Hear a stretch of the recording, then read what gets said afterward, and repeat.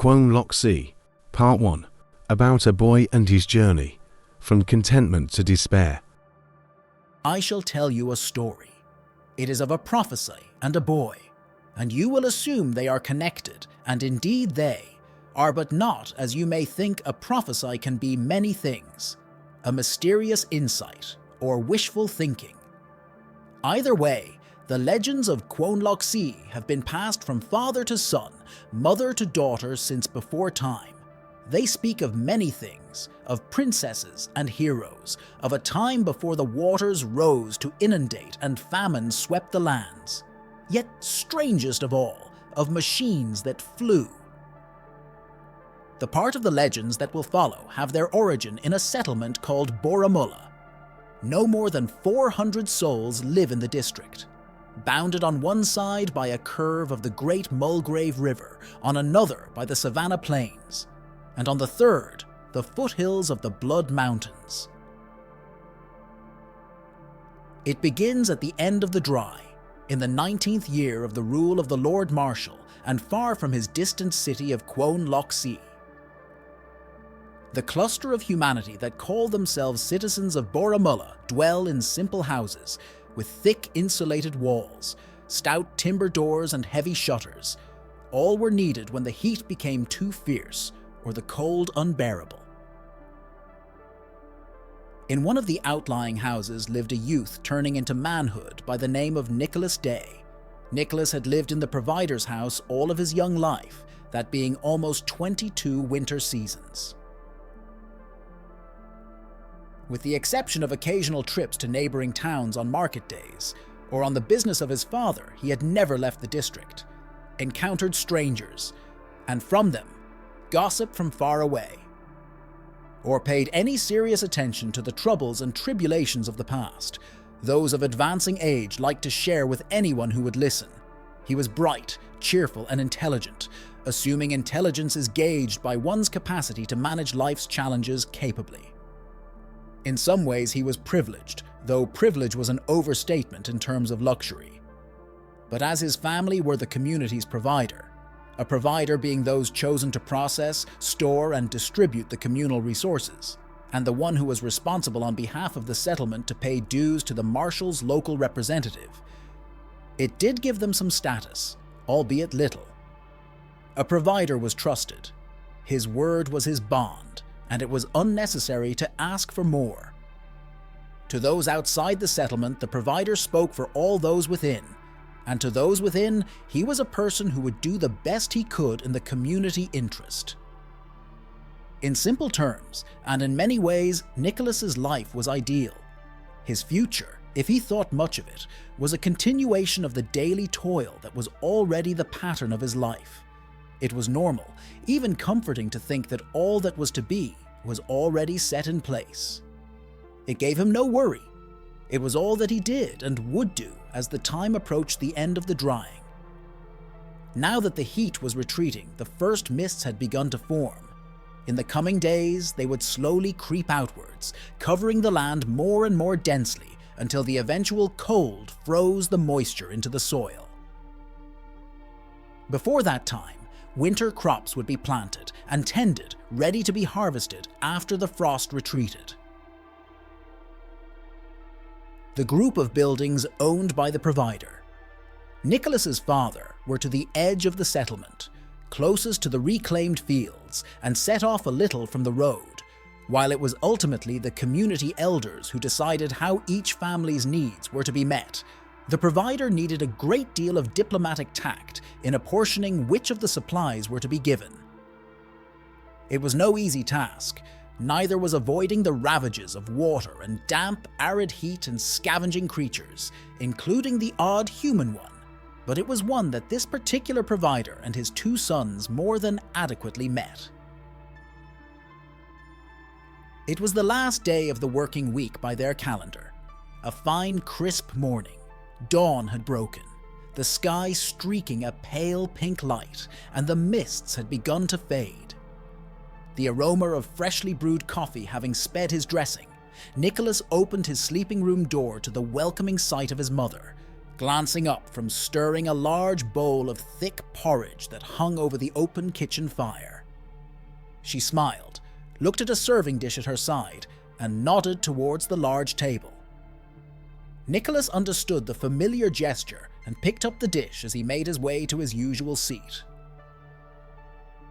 He placed the dish between another laden with freshly warmed meats and a cutting board that had a barley loaf and a slab of bright yellow butter on it.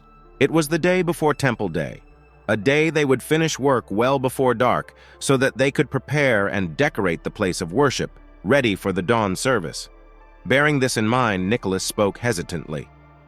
"I would like to visit with Jonathan later, if that would cause you no trouble." He looked pleadingly at his father. The man sighed. Other than the never-ending maintenance, there was no urgency for his son's help. "I see no problem," he said, looking at the woman. "More reading, I gather?" He referred to Nicholas, teaching the other boy all that he himself had learned of writing and reading from Nicholas's mother. "He is doing well at his learning. I think that I shall be able to teach him little more." The comment was aimed mainly at his mother. She was one of the few educated people in the village, most village folk learning only what they needed for work or household duties. His mother would not speak of where she had learned this rare skill, at least only vaguely, saying that she was lucky as a child to have known educated people. Nick had never pressed for more information, though he was always curious for more detail. His father, too, was different from most men who could barely read. He could also write sufficient words and understood more than the moderate math required to carry out his providing work. Nicholas appreciated this good fortune with both parents, but it was his mother who had encouraged him as an infant, regaling him with tales of a library at the house of the alderman. He had no real concept of what a library may mean, as few manuscripts were available to village folk, and even less were needed to undertake their daily lives. But those early formative years had created a thirst in Nicholas for knowledge that few other boys had. The stories of a library had proved true, and he had purposely set out to make friends with the serving staff. With offers of help in their work around the great house, he had both access and opportunity to read books, though without the alderman knowing. Eventually, he had been found out and ordered from the house, along with a serving girl who by chance happened to be caught with him. It was one of the few instances in his life that he regretted. Not so much for himself. That was a risk he had known and accepted, but for getting the girl in trouble. He had begun to like her, but that mattered little now that she had been sent away. His mother's words as he stepped outside into the weak but pleasant rays from the still rising orb warned him that they would be at the temple till dark and that they would eat late. It was going to be a nice day, even though there was a chill in the morning air, an occurrence that would slowly become more noticeable and severe as they approached the season of ice. He muttered to himself, "It is going to be a wonderful day." He had no idea how wrong he was about to be. His mind wandered in thought. It was festival, time to be at one with Mother Earth. Soon village folk would be gathering at the tavern, but he had said he would be late, and arriving when everyone else had supped their share made him uncomfortable. It wasn't he disapproved, which he didn't. It was more embarrassment that he had to force smiles and amusement to the unamusing ale-influenced humor. It was a relief when he decided instead to return past his own private place of solitude. Jonathan's house was of similar style to his own, but attached to a single large building that was used to grind the grain. A small stream ran past the rear, diverted from the great river, turning a large timber water wheel. Nicholas could see it was still, indicating that the sluice was diverting the water, and that the workday was finished. A youth his own age, though a little stockier, and with almost white hair, came out to meet him. He smiled in welcome, but Nicholas spoke first. "I have a need to be with nature today. May we talk together in the fields? I will bring fishing rods, and we may try our luck in the river." Nicholas knew it was a favorite pastime, almost an obsession of Jonathan's. There would be no use talking further of fields. Nicholas accepted the rod that appeared almost magically in good mood.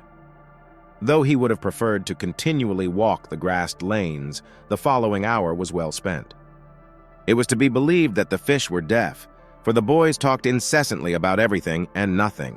The periods of silence were few and far between, as were the bites. When as evening approached and they were packing their equipment, Jonathan spoke more seriously than he had. "I had the vision again last night." Nicholas looked doubtfully at him. It was the same, a great red bird with wings too short to fly, yet it did, at a great wall, trying time and again to pass, and then at last the wall fell. "It is a premonition, Nick. Of that I am sure." Nicholas didn't know what to say. Jonathan's grandmother was always saying things that other people could not understand, and because of her, Jonathan too believed his dreams foretold the future. Nicholas would not say what others did, that the old woman was unsound of mind. He wanted, whenever his friend spoke this way, to discourage him so that he would not be thought of the same. "I don't know what they mean, but dreams they are. You must be careful not to make things out of that which does not exist," he said quickly. But as soon as he had uttered the words, Nicholas regretted them, for he saw the hurt on the other's face. The boys walked in silence for a while, but soon the exchange was forgotten, and they were again talking. The invitation and prospect of Jonathan's mother's cooking dominating the conversation. Though he tried to refuse sustenance, it was early evening when Nick left to return home, remembering almost too late that he had promised himself a few moments of solitude. He cut across to the edge of the forest, to a thicket on top of a small rock outcrop. Nicholas sat and looked across to the mountains, their rounded peaks lit and emphasized in the last parting rays of daylight. He had no concept of how high the mountains were, for they were much farther than he had ever ventured, but dry or winter, their tops were always covered in snow. He sat in silence and watched as the relics of sunlight slipped over and the peaks turned to pink, the reflected color spreading across them as if by accident some god had spilt wine on a crisp table cover. He watched enthralled. Now the change had begun, it would deepen until the coming night allowed no one to see more. The pink had given way to a plum shade, and the color for some reason brought back a memory. He smiled, thinking of the time when he had been only a boy. He and Simeon had been caught taking the fruit from the alderman's orchard. The smile slowly passed, but the warm feeling of friendship remained. Simeon was the only other person who knew or had known of this place. It was him who had needed to name the colors, instead of just enjoying them. It was still beyond Nicholas's understanding why Simeon had murdered his own father and then fled to those distant mountains to be forever separated from his loved ones. That was 2 years ago. Simeon would have only been... Nicholas realized he was on the verge of the same age. The golden orb had long sunk behind the mountain, now too had almost all of its rays. The peaks were now becoming the color for which they were known, a deep red, the color of blood. Somewhere amongst those mountains was Simeon. Nicholas wondered if he too was sitting up on one of those hillsides, looking back towards the place where he had once lived. The feeling of warmth that the memories brought ebbed into sadness. Nicholas had not thought of his friend for some time, and it pained him to remember the lost but happy times of their childhood. The red had deepened to purple and onto the blackness of night. Now the mountains changed from background to foreground as the stars took that place. The first moon had risen. He saw a flash from it and counted to 10. They were common enough, these flashes, and always to a count of 10 before a second appeared. What wonders we do not understand are but normal to the G.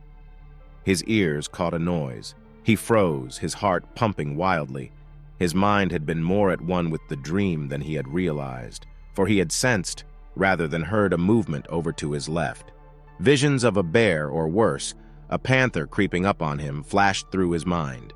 He wanted to run, but deep down knew that he was lost if he moved. Barely breathing, he slowly turned towards the sound.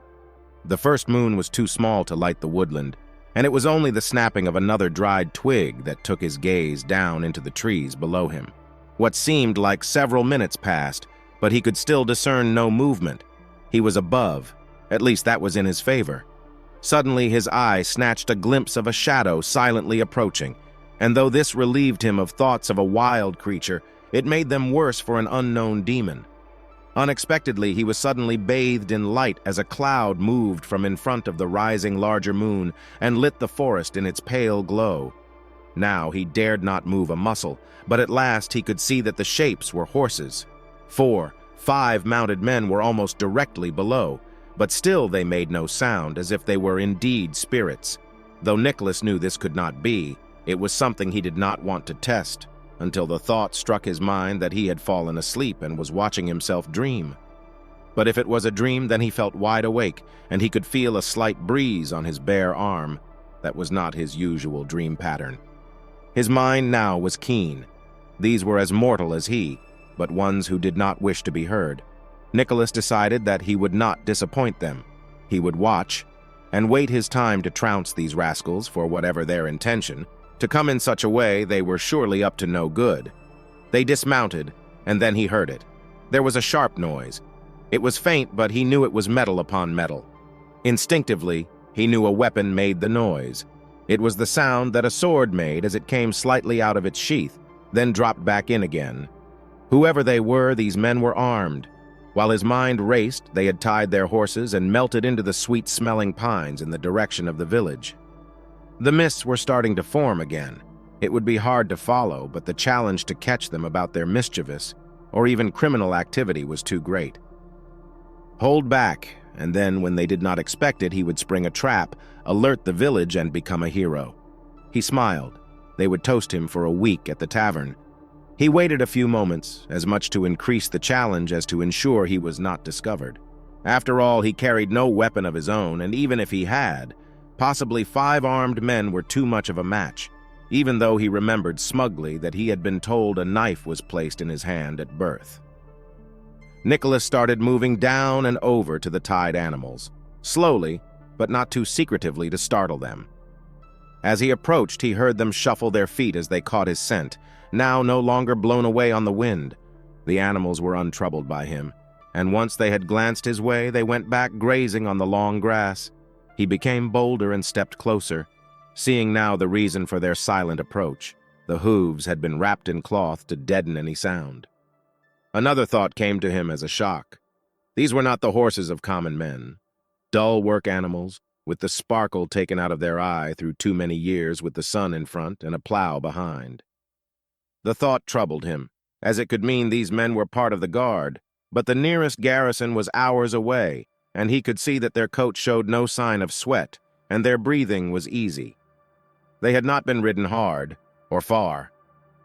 He became even more cautious as doubt plagued his mind. He was almost able to touch the nearest, and moved round to its side, careful not to frighten the beasts. As if it knew his thought, it stopped eating and lifted its head towards him, looking not in fear, but curiosity. The large moon had by this time risen high enough so that he could see the saddles, and that they had markings and ornaments hanging from them. Nicholas reached out to touch them as he whispered to the animal, "Easy, easy." His words trailed away as he discovered that the shiny brass had been covered with a thin coating of axle grease and soil.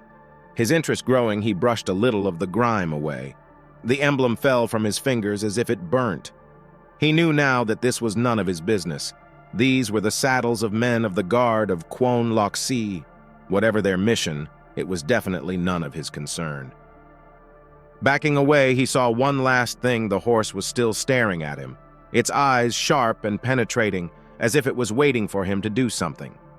Nicholas smiled and lifted his hand. "Do not tell your master I was here," he whispered, his fingers touching its brow. As if in reply, the horse flicked its ears, and Nicholas saw it displayed a perfect white star on the back of its right fore. By some strange quirk of nature, this animal carried the symbol of the sky and its mystery. "Shah," he breathed. "I shall go as I came." He backed away, thinking how apt it was, black as night with the brightest star, and the fire of the sun in his eyes. This was a prince of horses. Nicholas made his way back to Baramulla by the longest route. He did not wish to meet anyone more this evening, especially 5 of the guard. The mists were now down, and as thick as they would be for the rest of the night. He could see for perhaps 20 meters, and maybe another 10 past that, as vague shadows. Within his reduced world, his footsteps were all that could be heard. All sounds from deeper out in the mist had been smothered, as if one had placed a thick blanket over them. But he had no real need for sight. This had been a route taken many times, in daylight and dark, since he had been a young boy. He guessed the time would be past 9 when he approached his home. It was the first building he would come to, as the village itself was further down the road, though at this time he would be unlikely to see anyone. All working folk would be asleep, and any others would be in the tavern, even further down towards the river. As the shape of the building formed in the mist, there was a flash of light from the front of the house, as if someone had opened and shut the stout oak door. His parents would be in bed, as he should too. Likely it was his brother Philip, but it may be that there was a sickness. His pace quickened. His feet crunched on the loose gravel path that led up from the gate, and he pushed open the door. A lantern was still lit at the far end of the room next to the kitchen, but the room was empty. His mind relaxed. They were in bed, but had left a light for him. Nicholas walked to the lantern and glanced into the kitchen. It was as if some great vacuum sucked the breath from his body. He stood riveted to the spot and stared, unable to accept what he saw. Face down, half sprawled on the table, lay both his mother and brother. The great slab of thick timber worn smooth over generations in labor of love was now stained with their blood that they were dead. There could be no doubt. Long cooking knives still penetrated their bodies to the hilts. Nicholas felt nausea well up in him and spun away.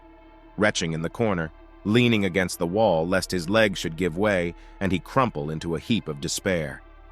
He needed help. Turning back toward the front door, he now saw his father laid face down on the floor, half hidden by the old couch. His father seemed to be asleep, or drunk, though Nicholas had never known him to take excess ale other than on special occasions. Anguish overwhelmed him as he ran to the man and gently turned him over. In his blood-stained chest close to his heart was Nicholas's own knife, a small but deadly weapon that he used to throw at tree trunks for pleasure. His father barely clung to life. Nicholas knelt and held him in his arms, resting the dying man's head upon his shoulder. "Father," he wept. The man's eyes opened a little at his voice. "Nicholas," he groaned painfully. "Thank God you're alive." He coughed up blood. "Leave here. Run. I should have known. I should have told." The knife moved with each the man's pained words. With his left hand, Nicholas carefully pulled the blade from his father's chest. Fresh blood spurted out. Nicholas tried in vain to stem the wound with his bare hand, his pouring tears mingling with the blood as it spread over his own clothes. "I'll get help," he sobbed, but he knew no one could. "Wait!" his father gasped urgently. "I must tell you. Be quiet. Be still, father. Help is coming." But Nicholas knew it was impossible to halt the flow. The wound was too deep, the cut too wide. The blade had found its mark too well.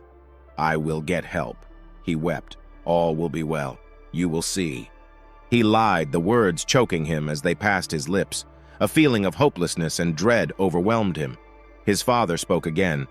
"It is time." He coughed again, more blood trickling from between his lips.